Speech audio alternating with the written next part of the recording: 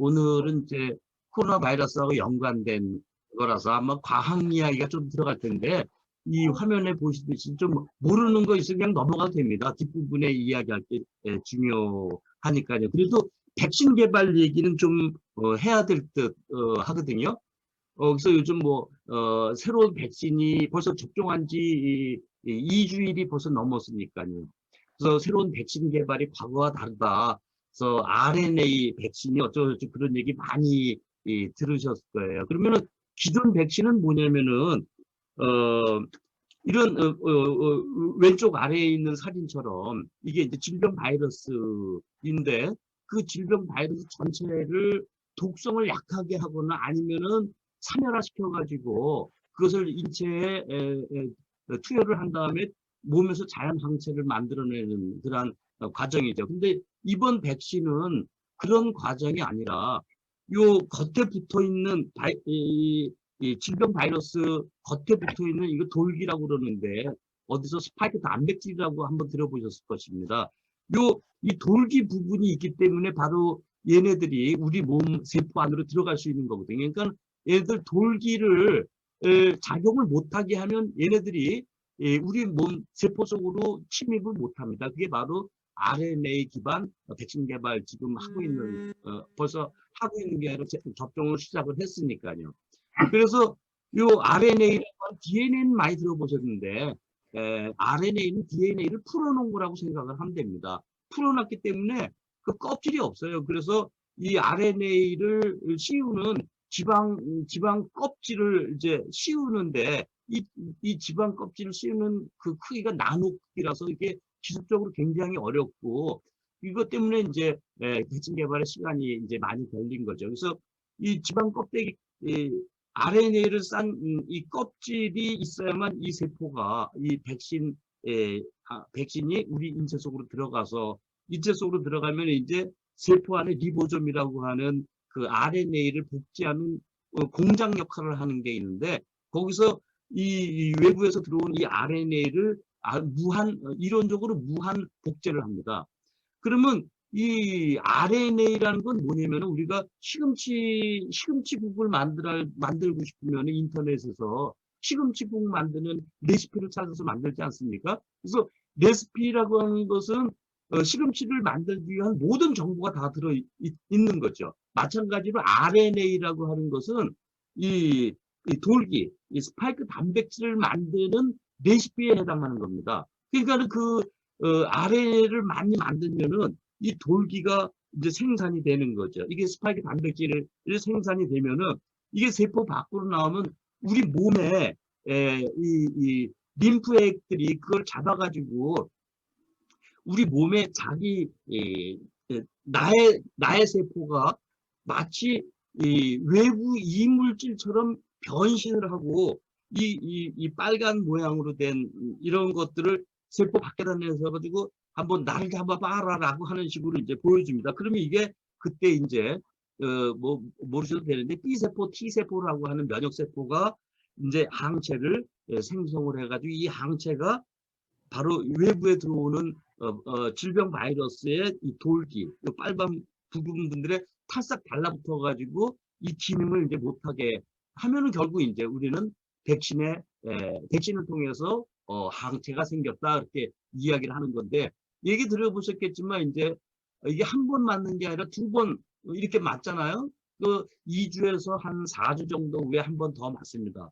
그 맞는 이유는 뭐냐면은 자, 첫 번째 이제 항체가 생겨가지고 질병으로부터 보호를 받지만 사실은 이게 계속 영원한 게 아니라 얼마 못 갑니다. 그래서 또 한 달 있다가 새로운 바이러스가 오면은 똑같은 질병에 걸릴 수가 있어요.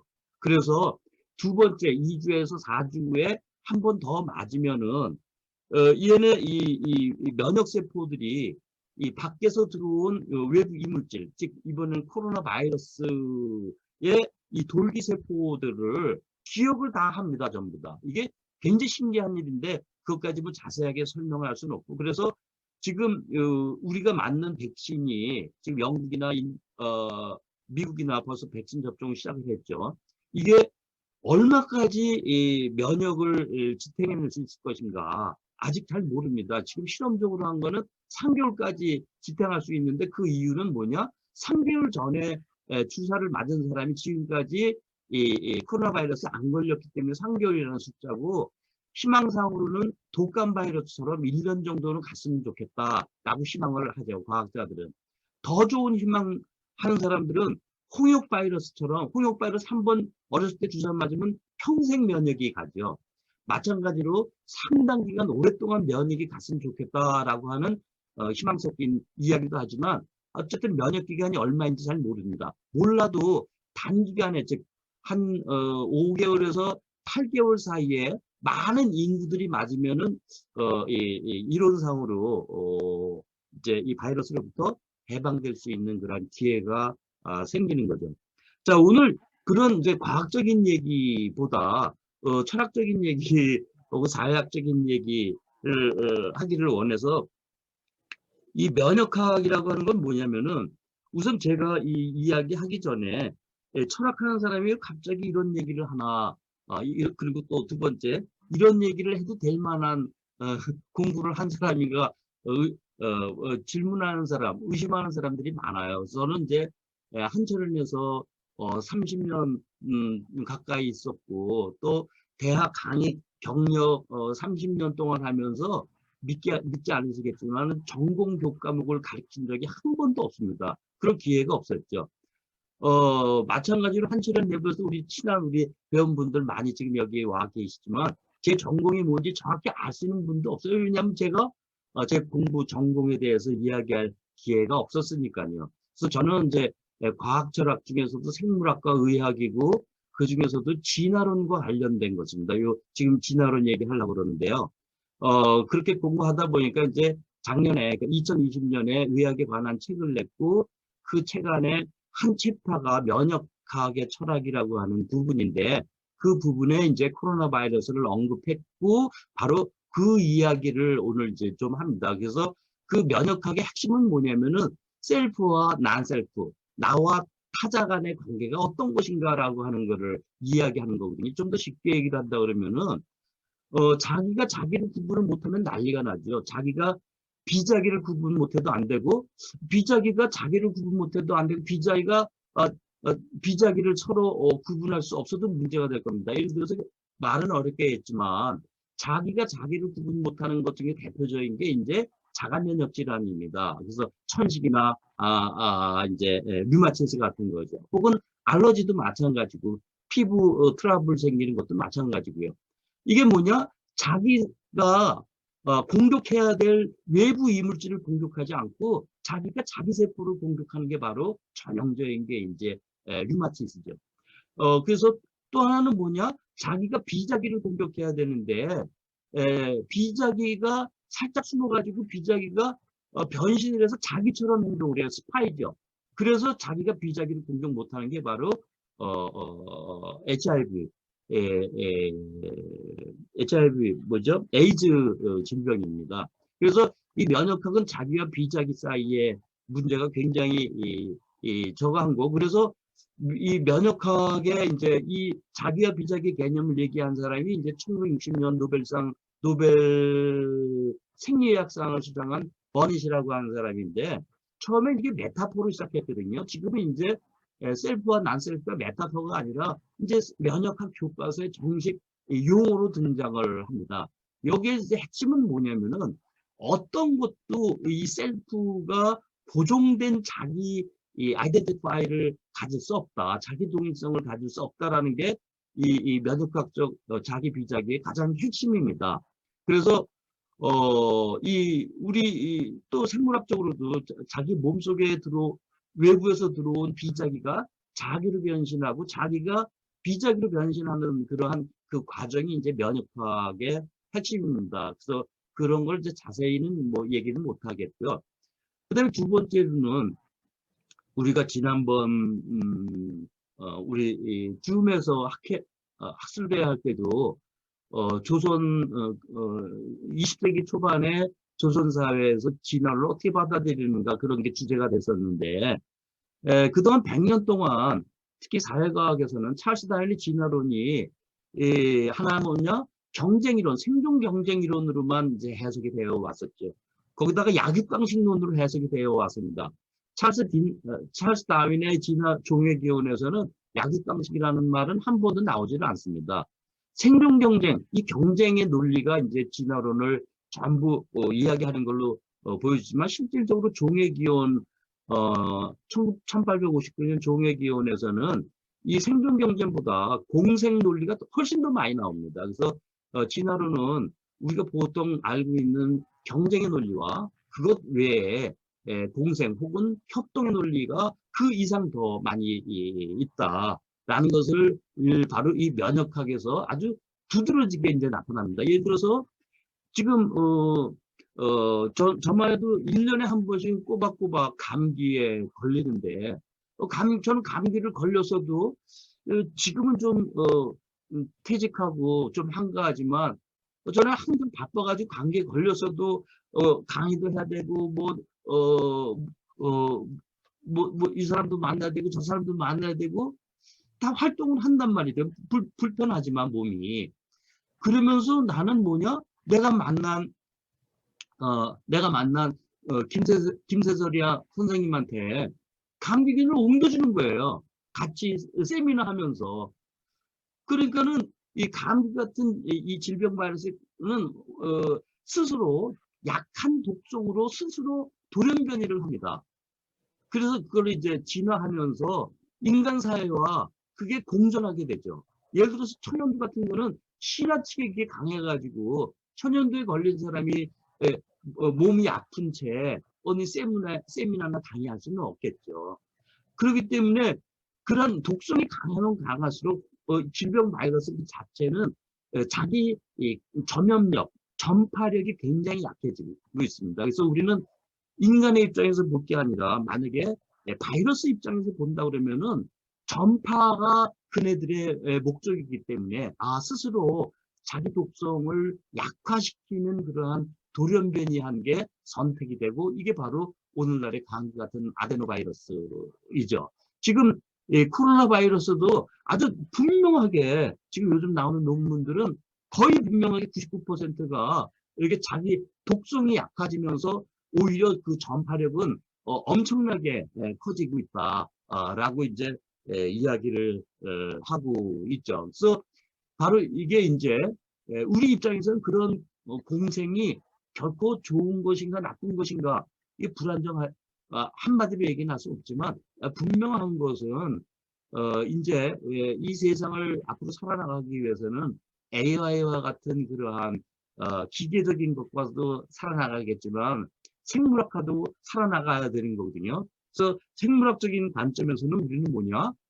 인간의 입장에서만 볼 게 아니라 그들의 입장에서 본다라고 하면은 아마 인간도 훨씬 더 건강한 사회가 될 거라고 생각을 합니다. 이 그림은 하나는 경쟁을 보여주는 경쟁을 상징하는 그러한 그림 일터이고 또 오른쪽 그림은 미어캣이죠. 미어캣이 이 독사와 1대1로 붙으면은 다 죽습니다. 그렇지만 얘네들은 서로 이제 협동을 하죠. 그래서 맨 전선에 있는 애들이 훨씬 더 죽을 위험에 노출되어 있지만 그럼에도 불구하고 이 그룹의 생존력을 더 높이기 위해서 이제 공생관계를 취하는 그러한 그림입니다.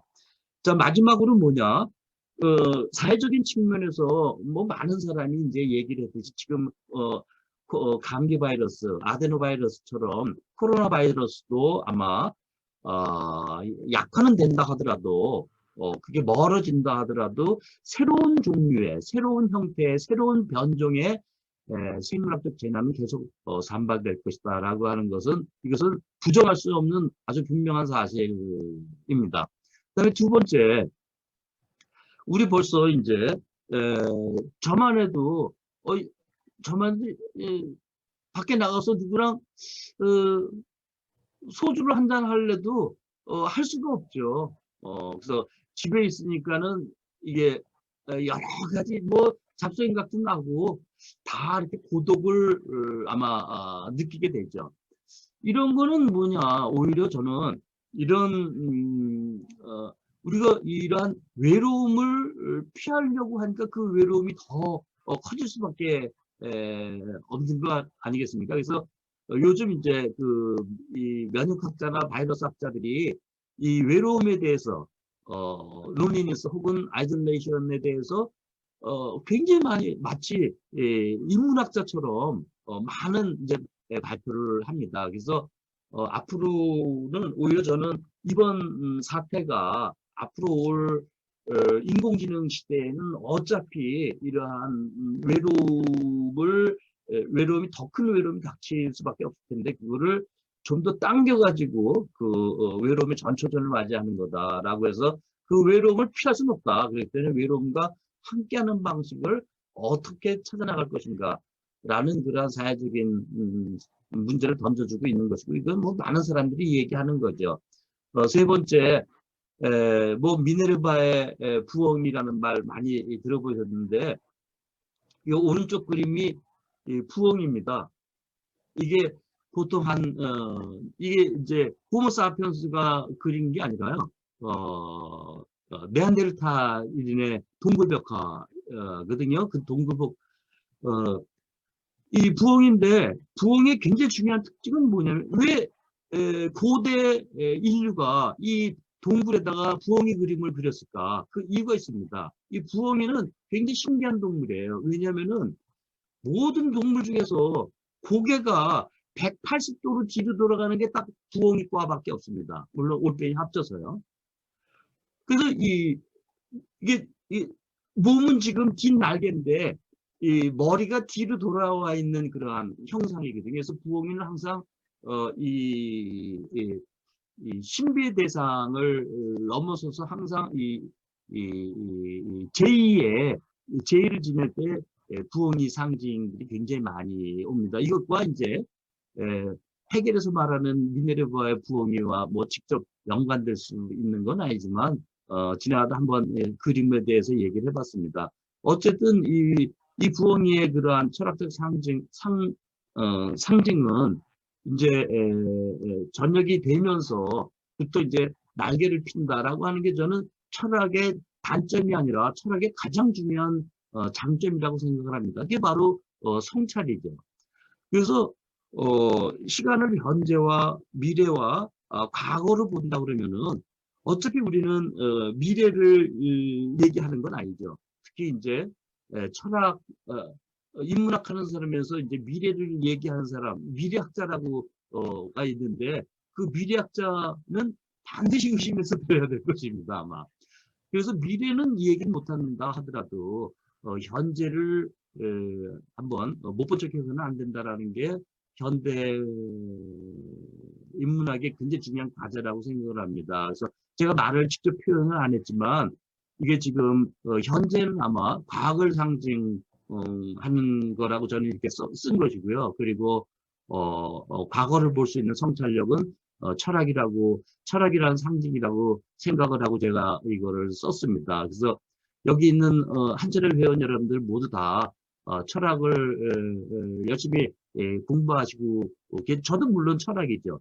저는 이제 뭐냐 30년 동안 한 게 철학하는 사람과 넓은 의미의 인문학하는 사람과 과학하는 사람은 어떻게 하면 서로 소통하게 할 것인가 라고 했지만 그게 성공할 수가 없더군요 보니까. 그래서 과학자 집단으로 가면은 웬 스파이가 왔어? 인문학 집단으로 가면은 왜 배신자야? 라고 하는 방식으로 이 소통되기가 굉장히 어렵다라는 것을 저는 느꼈습니다. 그래서 비록 이 한철원 내에서 공부하는 그러한 모임에서 이제 과학하는 사람은 없지만 왜 없지? 대답을 어떤 사람이 대부분 어때요? 과학이 너무 어려워요. 라고 얘기를 하지만 제가 보기에는 양자역학 저는 양자역학 공부도 해보고 해겔 공부도 해봤거든요. 그 두 개 다 독일에서 꼭 해야 될 필요가 있어서 그런데 해겔이 양자역학보다 훨씬 더 어렵더라고요. 그러니까.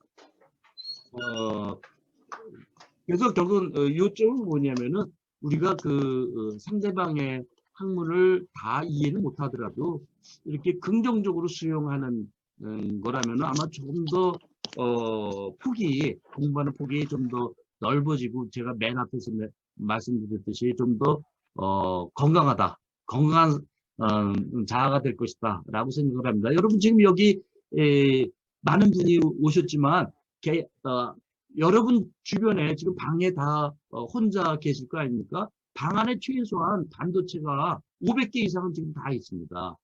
그래서 우리가 그러한 과학을 우리 또 줌으로 하고 있잖아요. 그래서 그거를 뭐 공부해야 된다 그게 아니라 그걸 좀 더 한번 비판적이라 할지라도 과학을 성찰하는 그러한 철학자가 되면은 좀 더 2021년도 좀 더 신나는 즐거운 새해가 되지 않을까 그렇게 생각합니다. 감사합니다. 네, 선생님 발표 이상입니다. 감사드립니다. 네. 예, 박수. 자, 뭐 이게 정식 뭐 이게 학술 대회는 아니니까요. 좀 더 자유롭게 프리하게 뭐 정득 선생님 발표 내용에 대해서 간단하게 질문하시거나 뭐 의견을 주실 분 있으면은 예, 지금 제가 마이크를 다 일일이 다 꺼놔뒀는데요. 질문하실 분 있으면 그냥 자유롭게 마이크 켜시고 얘기를 해주시면 되겠습니다. 예. 예. 이정은 선생님 뭐 혹시 질문 간단하게 한번 예, 포문을 한번 열어보실까요? 네. 예. 지목 당한 것입니까? 네, 그러면요. 발표 진짜 잘 들었고요. 앞에서 설명해 주신 그 분은 좀, 그러니까 뭐랄까, 코로나 관련된 과학적 설명 좀 자세히 듣고 싶었는데 그냥 바로 넘어가셔서 거기는 질문하기가 조금 힘들 것 같고요. 그와 관련해서 간단한 거 하나는 이제 지금 사실 이제 그 코로나가 이렇게 유행하니까 제가 생각하기에는 백신보다는 치료제 개발을 더 우선시해야 될 것 같은데 백신 개발을 더 강력하게 사실 트럼프도 모더나 개발을 하는데 거의 뭐라고 할까 그러니까 스타워즈 같은 그런 식의 강도로 모더나 개발에 그 전력을 쏟았다 그런 얘기를 하더라고요. 그래서 백신 개발보다 치료제 개발에 더 우위를 두어야 되는데 왜 백신 개발에 더 우위를 두었을까? 그게 이제 너무 뭐 바보 같은 질문일 수도 있지만 그 부분이 과학적인 것과 어떻게 연결이 되는 건지 그게 이제 하나 궁금하고요. 그다음에 이제 두 번째 장면에서 강의하신 것 중에 자기와 비자기의 공존이라고 했을 때 이 1번의 얘기는 2번의 얘기에서 다윈의 진화론에 의하면 이 세상에 존재하는 모든 생물체들은 경쟁을 해서 상대방을 무력화시키고 멸종시키는 것 같지만 오히려 그러니까 다윈이 다양한 종이 공존하면서 경쟁을 할 때 그 종의 생명력이 더 강화된다. 그런 맥락에서 이제 최종덕 선생님이 경쟁과 공생은 모순관계가 아니다라고 얘기한 것의 출발이 아닐까라고 생각이 듭니다. 그런데 네. 이제 이것이 더 나아가면 저는 이제 그것보다 더 나아가면 예를 들어서 우리 인간이 온 몸에 균이 하나도 없으면 오히려 어떻게 진공 상태에 있듯이 균이 하나도 없으면 오히려 인간이 죽을 수 있다 이런 얘기를 하잖아요. 그래서 우리 인간의 몸을 보면 엄청나게 많은 미생물들이 우리 몸에 들러붙어 있고 그 미생물의 무게를 이렇게 긁어가지고 모아보면 2kg 내지 3kg가 되기 때문에 내 몸무게를 얘기를 할 때 2kg 내지 3kg를 빼고 얘기해도 그거는 그 거짓말을 하는 게 아니다라고 할 정도로 우리 몸에 미생물이 많이 이제 붙어 있는데 그 미생물들이 우리 인간과 관계에서 우리 인간이 결국은 생존할 수 있게 해주는 거잖아요. 그런데 반대로 그 미생물 중에는 우리 몸을 약화시키고 우리랑 경쟁 관계에 있는 구도의 미생물도 있다라는 거죠. 그럼 우리 몸 안에 우리에게 도움되는 미생물과 반대가 되는 미생물이 있음에도 불구하고 이 두 개가 있어야만이 인간이 더 잘 살아남을 수 있는데 도움이 된다라고 이렇게 얘기를 할 수 있다는 거죠. 그러면 제가 제가 생존하기 위해서 자기 정체성을 얘기를 할 때 그 미생물들이 없으면 내가 살아남을 수 없다라는 거죠. 그럼 이게 좋은 미생물이든 나쁜 미생물이든 살아남을 수가 없기 때문에 결국 내가 나라고 얘기할 때 그 미생물을 포함해서 나라고 얘기를 해야 된다라는 거죠. 그렇게 되면 미생물을 배제하고 네. 나의 정체성을 얘기하는 게 아니라 미생물을 포함하고 나의 정체성을 얘기를 한다면 여기서 인간에 관한 정의를 내릴 때 인간과 비인간의 경계가 어떻게 될까? 이거를 해체 좀 시켜서 인간을 얘기하고 해체시켜서 나의 정체성을 얘기해야 되지 않을까? 이런 생각이 좀 듭니다. 그래서 그 부분을 어떻게 처리해야 될지가 이제 네. 모호해지는 부분이 두 번째 질문이고요. 또 하나 이제 세 번째 질문, 로니리스 말씀하셨는데, 그러니까 선생님께서는 신석기 시대부터 계속 인간은 애로웠다라는 거죠. 그러니까 자연 상태에서 막 돌아다닐 때 애로웠는데, 그러다가 사회 상태로 넘어와서 인간이 같이 모여 살면서도 애롭다는 거죠. 그런데 그러면 과학기술이 그래도 우리는 대면 만남을 하면서 그 애로움을 해소를 했는데 앞으로는 대면 만남을 할 수 있는 가능성이 줄어들었기 때문에 대면 만남을 대체할 수 있는 이런 비대면도 있지만 이제 앞으로는 이렇게 인간들과 비대면으로 살게 된다면 사실 여러분들 제가 여기 줌으로 만나고 있지만 여러분이 다 AI일 수도 있잖아요. 제가 여러분이 인간이라고 착각하는 거일 수도 있잖아요. 그렇죠. 그러면 이제 인간과 비인간에서 인간과 비생물체, 비인간 생물체의 관계가 아니라 인간과 기계의 관계로 인간의 관계 방식이 바뀔 수 있다라는 거잖아요. 그럼 거기에서 인간이 이제 애로움을 느끼지 않고 이 상황을 타개할 수 있는 지평이 새롭게 열릴 수 있는 건지 그렇게 생각하시는 건지 세 가지 너무 많이 했나요? 네, 너무 많이 하셨어요. 첫 번째 질문과 두 번째 질문에 대해서는 당연히 동감합니다. 세 번째 질문, 이게 지금 전체 이야기를 20분 만에 하려니까 그냥 훌쩍훌쩍 다 넘어갔거든요. 다 설명을 다 못하고요. 그래서 세 번째 질문은 약간 좀 설명을 필요로 합니다. 제가 여기 구석기 시대, 신석기 시대 왜 하냐면 신석기 시대라고 하면 농경시대가 시작되는 거거든요. 12,000년에서 13,000년 전이에요. 그러니까 그 이전에는 구석기 시대, 즉 수렵 채취 시대죠. 수렵 채취 시대는 기본적으로 아직 사회화가 덜 되어 있습니다. 우리가 얘기하는 신석기 시대는 한 12,000년 농경시대 때부터 그때 예를 들어서 사회화가 생기고 축산 문화가 생기고 그 다음에 가족 문화가 생기면서 이 강력한 부족 사회가 형성이 되는 거죠. 즉 우리가 외로움을 느끼는 것은 이렇게 강력한 사회성이 커졌기 때문에 그 집단에서 벗어났을 때 이런 외로움을 느끼고 그런 것을 느껴서 왕따를 시키는 거죠. 제 얘기 핵심은 뭐냐면은 신석기 이전에 구석기 시대, 즉 수렵 채취인들은 이게 제가 하는 얘기 아니죠. 그냥 기존에 있었던 많은 고고인류학이나 고생물학의 그걸 따르면은 구석기 시대 때는 구석기인이 그러한 고독함을 느낄 수가 없는 겁니다. 왜냐하면 전부 둘 아니면 셋으로 수렵을 하거나 채취를 했기 때문에 즉 아직 사회화가 덜 돼 있다는 거죠. 그래서 우리가 사회화가 됐다라는 거는 불과 700만 년 중에서 700분의 1밖에 안 된다라는 겁니다. 그래서 우리는 뭐냐면은 이러한 외로움에 익숙해져야 된다라고 하는 것은 다시 이 농경문화 신석기 시대 700분의 1밖에 안 되는 요 시기에 자기 자신을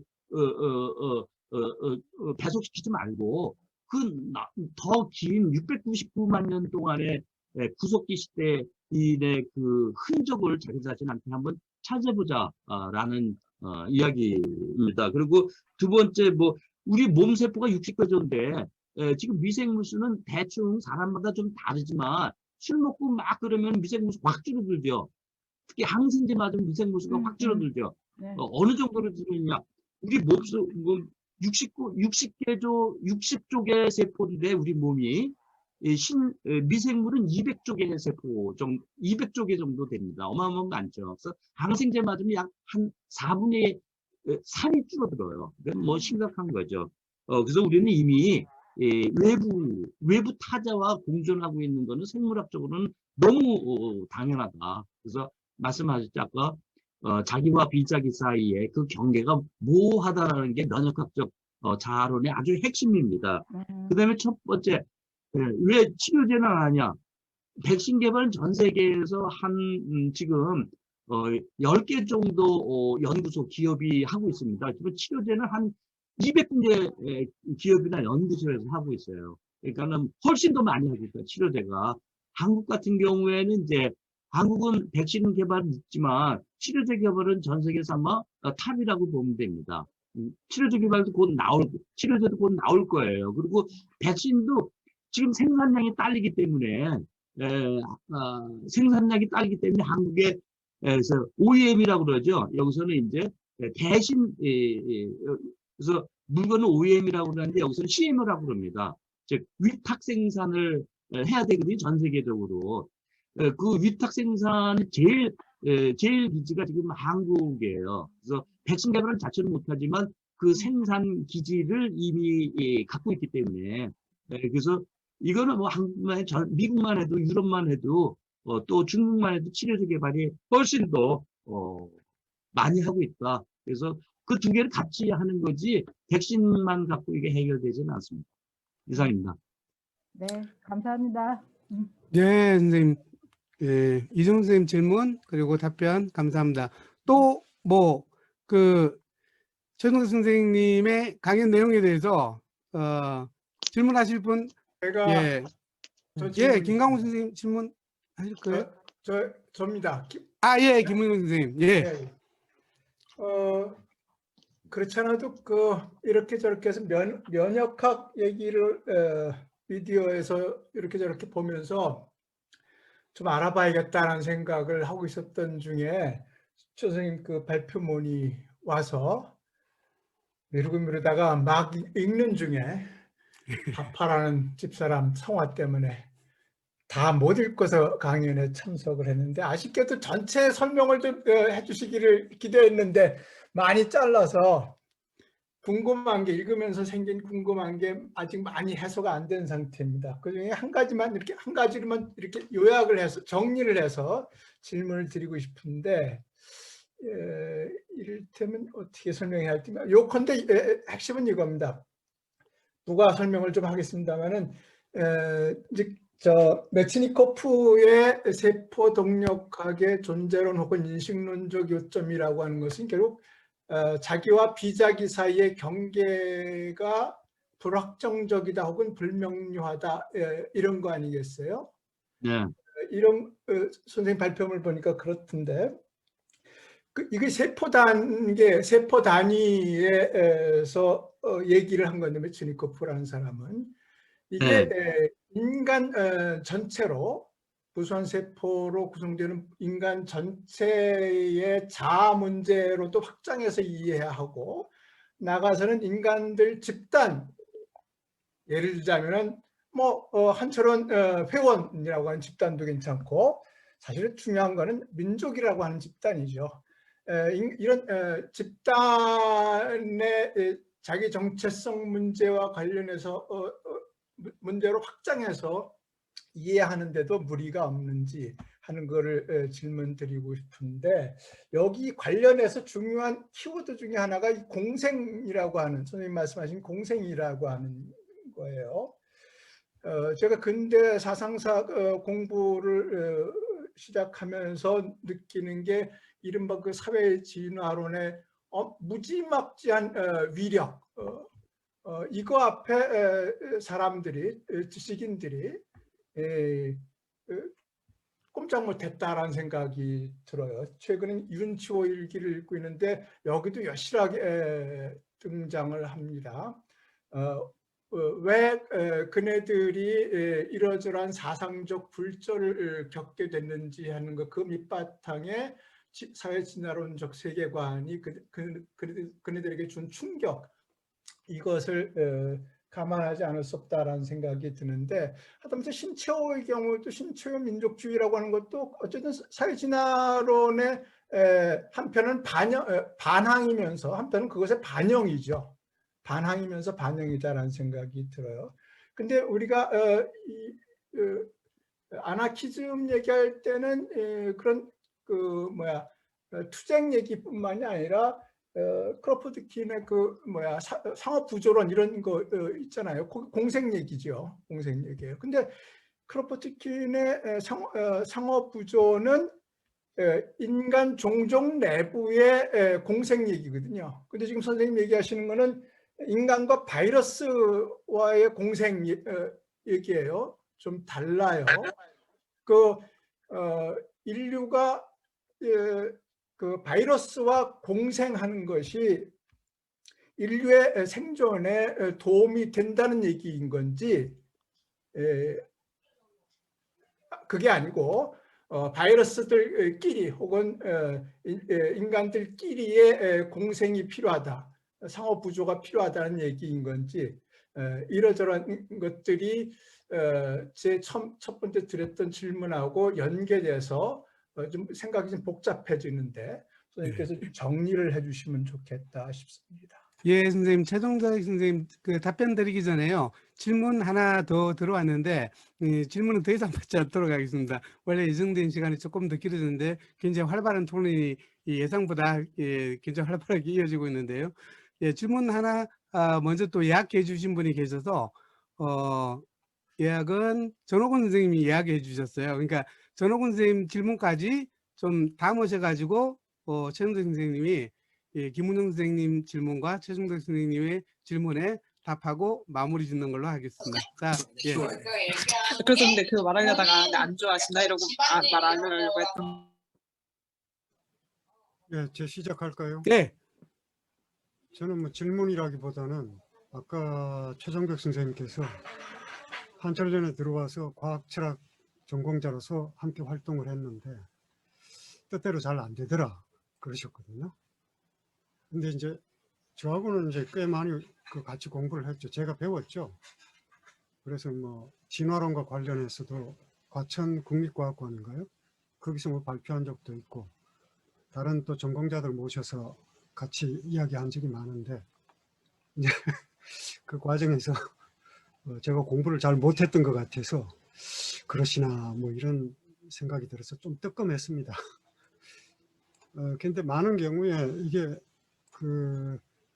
뭐 과학과 철학의 간격이라기보다는 과학자와 철학자의 간격 때문이 아닌가 그런 생각이 들더라고요. 과학과 철학은 본래 간격이 없다고 생각하는데 과학자와 철학자가 바꿔 놓고 간격을 만든 거겠죠. 그래서 사실 마지막으로 주문하신 게 한철련 회원들도 과학에 대해서 성찰을 좀 하시면 좋겠다 그러셨는데 과학 성찰 전에 과학자 성찰 좀 해야 되지 않는가. 철학자 성찰도 필요하고요. 뭐 할 말 없습니다. 철학자 이상한 철학자들 많잖아요. 대표적인 게 이야기가 길어지면 안 되니까 자기 철학과 전혀 맞지 않게 행동하거나 또 그 견해를 표명한 철학자들, 뭐 칸트나 존 스튜어트 밀도 그렇고 몽테스키우도 그렇고 굉장히 많잖아요. 과학자도 뭐 그런 사람들 많을 것 같습니다. 근데 요즘 제가 이제 보니까 오늘 본 기사인데 뭐 서울대 명예교수 이왕재 교수라고 있는데 이 양반이 뭐 백신을 뭐 99% 믿을 수 없다 뭐 이런 기사를 실었더라고요. 뭐 그런가 하면 누굽니까 또 역시 또 명예교수예요. 카이스트 명예교수인데 성풍형 교수인가 하는 양반은 또 핵발전소가 안전하다 뭐 이러고들 앉아있더라고요. 사실은 이제 저 같은 경우에 뭐 과학 전공자는 아니니까 사실은 전공자들 그리고 전문가들이라고 인정받는 사람들의 견해를 보고 판단을 내려야 되는데 이게 이제 각자 다 다르니까 이게 결국에는 성찰의 대상이 과학보다는 과학자가 아닌가 그런 생각이 들어서 그냥 딴죽은 아니고 의견 전가입니다. 그러니까 예. 뭐 꼭 질문이라기보다는 예, 그러면은 최종대 선생님께서 이제 마무리로 이제 김은영 선생님의 그 질문하고 전호근 선생님의 의견에 대해서 좀 마지막으로 생각을 정리해서 전달해 주시면 되겠습니다. 예. 김우영 선생님 얘기 잘 들었습니다. 근데 그게 요거 한 15분 시간 갖고 그걸 다 얘기한다는 건 좀 무리고요. 단적으로 이런 이야기도 있다. 그 정도 수준으로만 이해를 해주시면 됩니다. 아마 김우영 선생님 질문에는 얘기하지 않은 부분이 있어요. 그건 뭐냐? 그 얘기 혹시 그러면 사회진화론 얘기 아니냐? 그 얘기를 하셔야 될 것 같은데 그 뭐냐? 이 세포의 이야기를 어떻게 인간에다가 접촉시킬 수 있느냐? 그게 바로 사회생물학 이야기거든요. 그러면 안 되죠. 그건 당연히. 또 두 번째, 종간의 문제를, 종래 문제, 어떻게 세포 바이러스와 인간의 문제를 인간 사이의 공존의 문제를 이렇게 전시킬 수 있겠느냐? 그 차원이 아닙니다. 예를 들어서 생태학이라고 많이 나오잖아요. 생태학은 종간 문제입니다. 바이러스와 인간의 문제, 아니면 부엉이와 다람쥐의 문제. 이 전부 종간 문제의 공존이 바로 우리 지금 지구 철학에는 더 중요하다라고 보고 있거든요. 거기서 또 이제 종래 경쟁들, 지금 이 그림에서 보시듯이 이 미어캣은 지금 종래 경제, 종래 협동을 하고 있단 말이죠. 또 여기 지금 메리와 앤은 같은 굉장히 친한 친구임을 불구하고 이거는 서로 간에 이제 경쟁을 벌이고 있는 거죠. 그래서 이런 사회생물학의 문제는 뭐냐면은 생물학적인 그러한 사실을 갖다 곧장 현실에다가 대입하는, 이거 굉장히 무서운, 아까 전홍훈 선생님이 얘기했듯이 과학자들이 진짜 이것을 반성하고 성찰해야 될 문제라고 보는데, 솔직히 이 문제는 과학자가 한 게 아니라 전부 인문학자들이 했습니다. 20세기 초반. 그 당시에 인문학자와 과학자 구분이 좀 어렵기는 하지만요. 그래서 김 선생님 얘기하신 건 나중에 이제 기회가 될지 안 될지 모르겠지만 다른 데서는 제가 이 면역학 강의할 기회가 여러 차례 있거든요. 그때 김명수 선생님한테 알려드리도록 하겠습니다. 또 하나 이제 뭐냐, 전홍 선생님 얘기했듯이 이 과학과 철학이 맞습니다. 과학과 철학이 아니라 과학자와 철학자의 문제죠. 제가 그 집단, 양쪽 집단을 다 가면은 뭐라고 얘기되면 반드시 듣는 얘기가 있습니다. 과학자들은 철학하는, 인문학하는 사람, 특히 철학하는 사람들한테 뭐냐? 구름 잡는 얘기하고 있구나, 또. 허공에서 헤매네. 네? 그렇게 많이 얘기를 합니다. 또 하나는 뭐냐? 과학자들은 철학자들한테 제일 많이 뭔지 아세요? 저 인문학 하는 사람들은 시간만 나면 우리를 가르치려고 그런다는 거예요. 시간만 나면. 왜 그렇게 가르치려고 그러더냐? 지네들이 잘난 거는 굉장히 인정하지만 그렇게 가르치려니까 과학자들이 삐쳐나간다. 그렇게 얘기를 해요. 이거 공식적으로 얘기할 수 있는 상황은 아니겠지만, 그래서 저는 그 얘기 듣고 저도 깜짝 놀랐어요. 그 말이 맞는 것도 있네. 네? 너무 인문학자들이 과학자를 가르칠 윤리, 과학윤리, 생명윤리, 뭐 임상윤리, 무슨 뭐 한 가지 다 가르쳐 드린다라고 이렇게 또 불만을 표시를 합니다. 그래서 이 과학자와 철학자는 그들 고유한 정체성이 없는 거죠. 사실은 철학에도 더 이상한 철학자가 있고, 과학에도 진짜 카이스트가 가장 과학자 집단으로 많이 알렸지만, 카이스트가 우리나라 창조론의 온상입니다. 창조론 학회할 때 어디서 하느냐? 10번 하면은 7번은 카이스트에서 해요. 그거를 허용하는 총장도 난 희한한데, 그래서 이 카이스트에는 그 창조론이 많고, 창조론 교수들이 많은 경우가 그 원전 찬성론자입니다.